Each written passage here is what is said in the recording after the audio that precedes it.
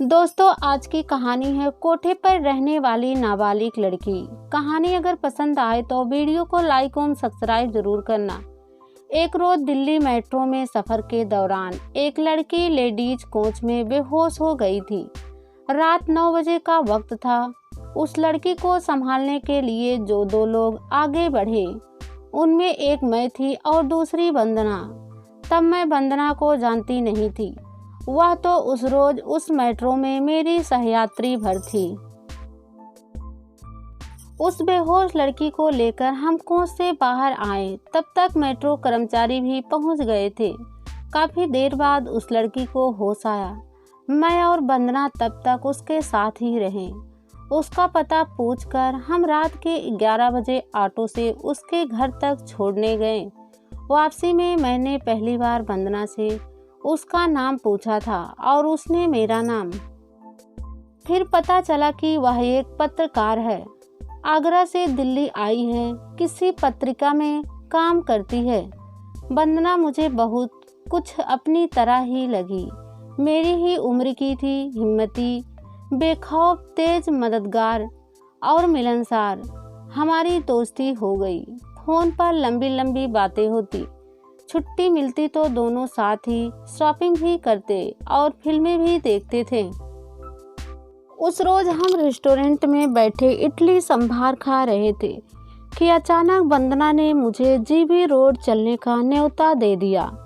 Police में होते हुए भी मुझे एक बारंगी झिझक लगी, मगर फिर मैंने हामी भर दी।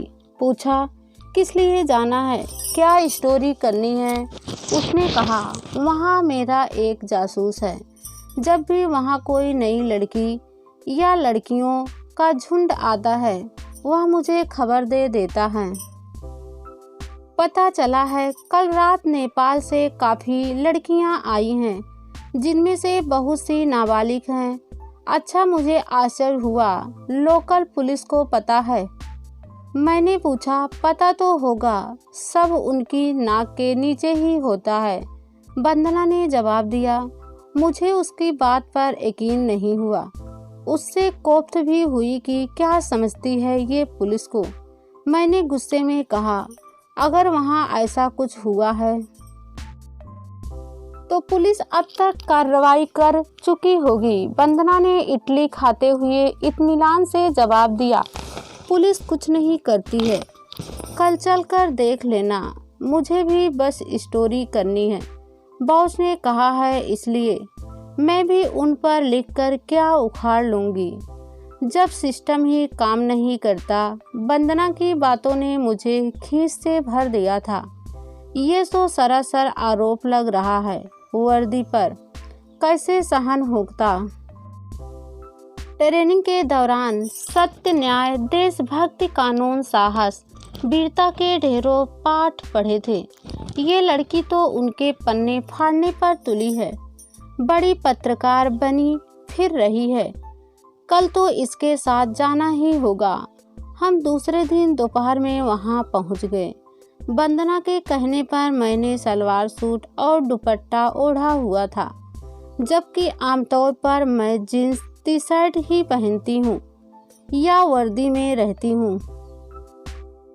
वंदना ने एक कोठे के नीचे पहुंचकर किसी को फोन किया। थोड़ी देर में एक दुबला पतला आदमी आया और वंदना से बोला, मुंह ढक लीजिए, यहाँ आप मेरी रिश्तेदार हैं। वंदना ने तुरंत अपने दुपट्टे को मुंह पर लपेट लिया, बस आंखें खुली रही। मुझे इशारा किया तो मैंने भी वैसा ही किया। वह आदमी हमें लेकर ऊपर कोठे पर चढ़ गया। ग्राहक आते और लड़कियां उनके साथ पर्दे के पीछे चली जाती। काफी देर हो गई। मैं बैठे बैठे उगता रही थी। शाम हो चुकी थी। वंदना धीरे धीरे उस आदमी से बातें कर रही थी। वह इसी कोठे में रहता था। नाम था इदरीस। तभी मैंने 6 लड़कियों को अंदर आते देखा। लड़कियां छोटी थी, यही कोई 12 से 15 वर्ष के बीच की। उनके साथ 4 आदमी भी थे। वह सभी अंदर आते ही एक एक लड़की के साथ पर्दे के पीछे लोप हो गए। 2 लड़कियां बच गईं, जो मेरे सामने ही आकर बैठ गईं। मैं हैरानी से देख रही थी। वंदना की बात बिल्कुल सच थी। लड़कियां वाकई नाबालिग थी, नेपाली थी। यहाँ इस कोठे के नीचे ही सटी हुई पुलिस चौकी है। क्या उन्हें अपने एरिया में आने वालों के बारे में पता नहीं लगा होगा? आखिर कैसे ये नाजायज काम यहाँ आराम से चल रहा है?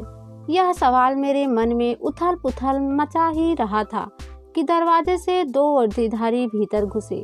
कंधे पर चमचमाते बैच बता रहे थे कि दोनों सब इंस्पेक्टर रैंक के थे।